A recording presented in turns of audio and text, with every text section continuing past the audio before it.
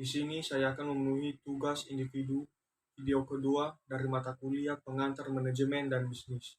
Sebelum itu, perkenalkan nama saya Filipus Daci, NIM 221011200521 dari Fakultas Ekonomi dan Bisnis, Program Studi S1 Akuntansi dari kelas 01 SAKP 005. Baik, yang menjadi presentasi saya yaitu saya mengambil dari pointer 2 yaitu konsep bisnis dan lingkungan bisnis.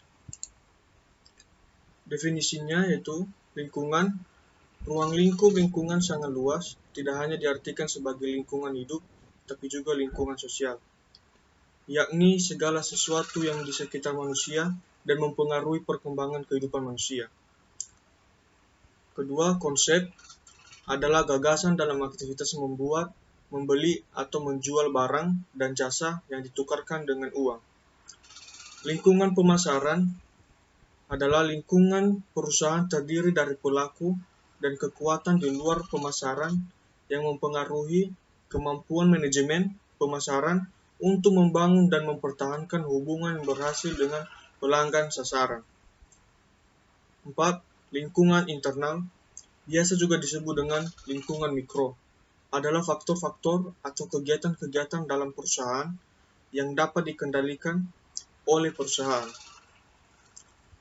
5. Lingkungan eksternal. Lingkungan eksternal perusahaan atau biasa juga disebut dengan lingkungan makro adalah faktor-faktor yang berada di luar kekuasaan atau kendali perusahaan. Lingkungan mikro merupakan pelaku yang dekat dengan perusahaan dan mempengaruhi kemampuan perusahaan untuk melayani pelanggannya. 7. Lingkungan makro merupakan kekuatan sosial yang lebih besar yang mempengaruhi lingkungan mikro perusahaan. Konsep bisnis. Konsep bisnis adalah ide konkret atau gagasan tentang segala sesuatu yang berhubungan dengan sebuah bisnis. Konsep ini juga diartikan sebagai ringkasan elemen penting yang menggambarkan sebuah usaha yang sedang dijalankan. Fungsi konsep bisnis: menentukan arah jalannya sebuah bisnis, membantu penyusunan rencana strategis, menentukan besar dan sumber modal, dan lain-lain.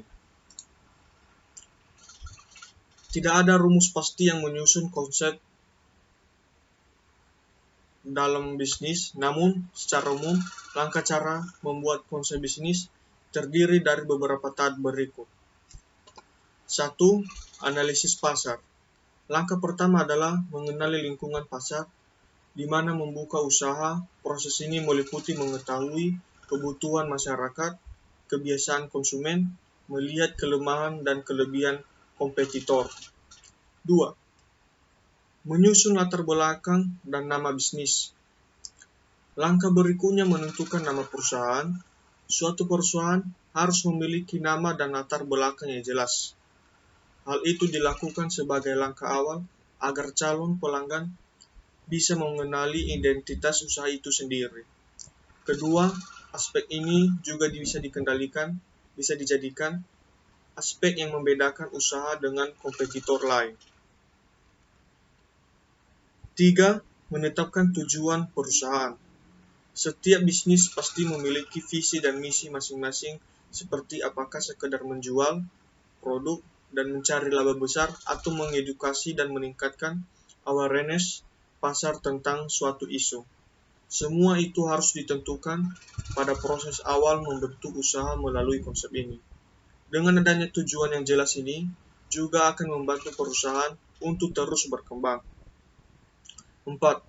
Menentukan produk dan pasar. Langkah selanjutnya ini menyusun rencana pembuatan produk dan penentuan target pasar. Sebaiknya tambahan kelebihan atau nilai unik pada produk Anda atau unique selling point dengan tetap melihat kebutuhan pasar. Proses ini mendukung perusahaan agar berbeda dari kompetitor.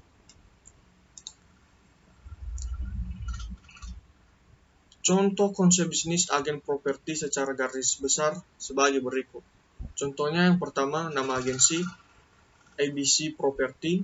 2. Produk, properti rumah kos. 3. USP atau Unique Selling Point, full furnished, dan pasar pria dan wanita. 4.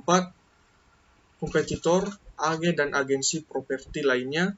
5. Modal, misalnya 5 juta rupiah. 6. Sumber modal, dana pribadi dan pinjaman bank. 7. Peralatan pendukung, seperti laptop dan HP dan lain-lain. Lingkungan bisnis. Lingkungan bisnis adalah lingkungan yang berada di sekitar tempat usaha yang mencakup serangkaian faktor-faktor ancaman dari pelaku bisnis yang baru, supplier, pembeli, produk pengganti, dan intensitas persaingan di antara para pesaing yang secara langsung mempengaruhi perusahaan dan tindakan serta tanggapan kompetitifnya. Analisis persaingan bisnis. Michael E. Porter mengemukakan konsep kompetitif strategi yang menganalisis persaingan bisnis dari beberapa aspek, yaitu 1. Ancaman masuk pendatang baru.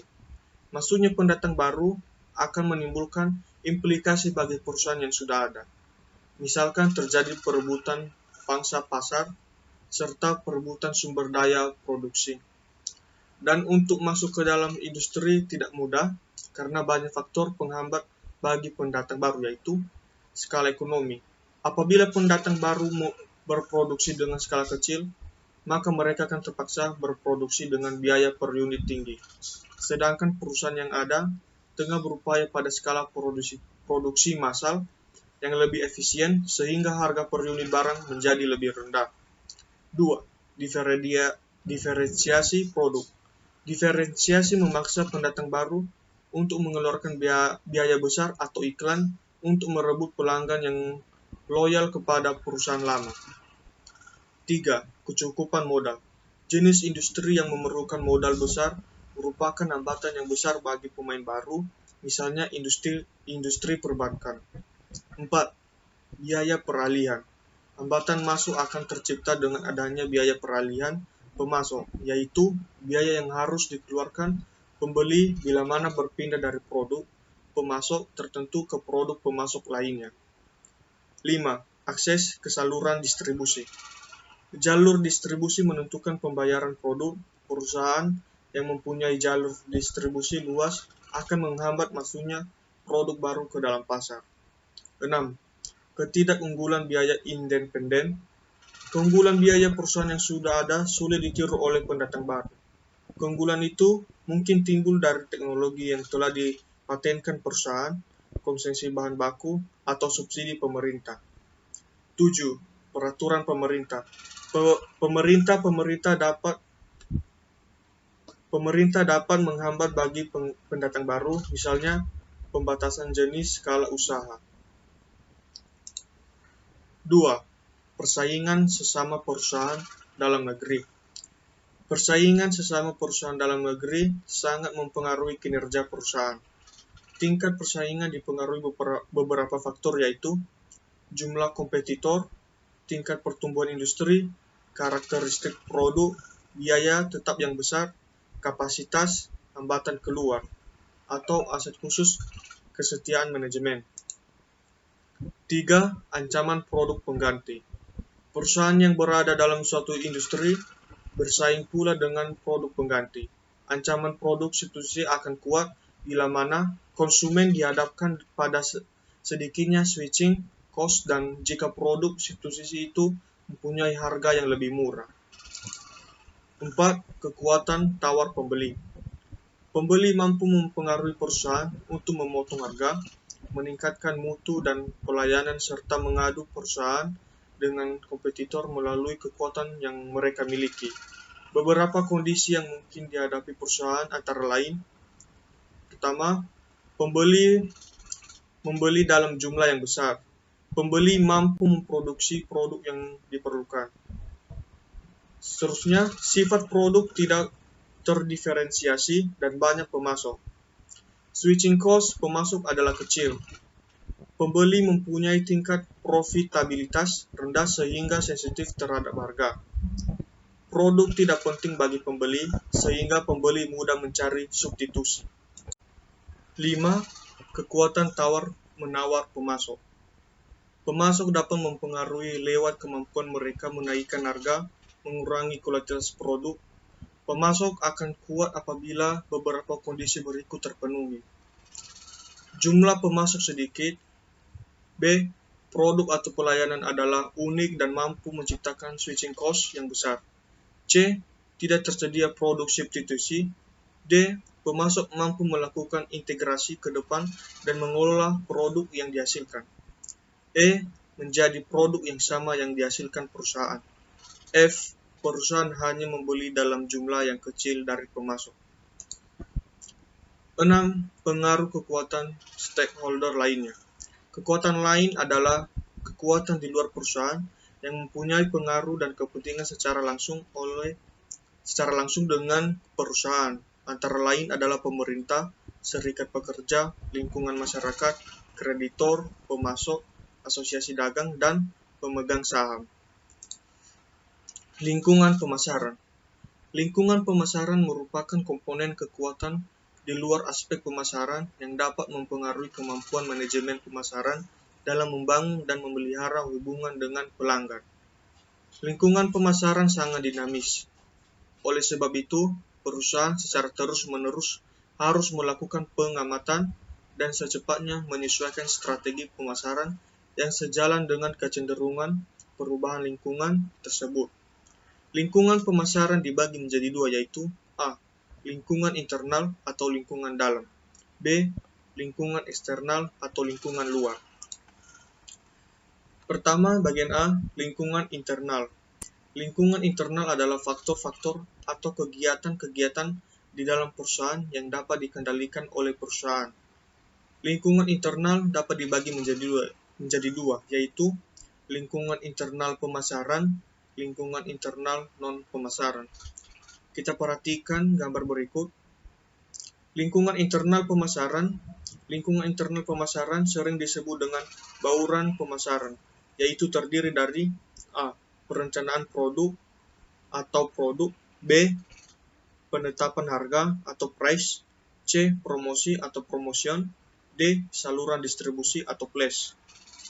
Kedua, lingkungan internal non-pemasaran adalah segala kegiatan fungsional atau operasional perusahaan atau selain kegiatan pemasaran. B. Lingkungan eksternal. Lingkungan eksternal atau lingkungan luar adalah faktor-faktor yang di luar kekuasaan perusahaan atau di luar kendali perusahaan. Perusahaan tidak mempunyai pilihan dan harus menyesuaikan dengan perubahan faktor lingkungan eksternal tersebut. Lingkungan eksternal juga dibagi menjadi dua. Lingkungan mikro terdiri dari para pelaku dalam lingkungan yang langsung berkaitan dengan perusahaan yang mempengaruhi kemampuannya untuk melayani pasar, yaitu perusahaan pemasok, perantara pemasaran, konsumen, para pesaing, masyarakat umum. 2. Lingkungan makro. Perusahaan adalah tempat di mana perusahaan harus memulai pencariannya atas peluang dan kemungkinan ancaman. Lingkungan mikro terdiri dari pertama, lingkungan kependudukan, lingkungan ekonomi, lingkungan fisik, lingkungan teknologi, lingkungan politik atau hukum, lingkungan sosial budaya.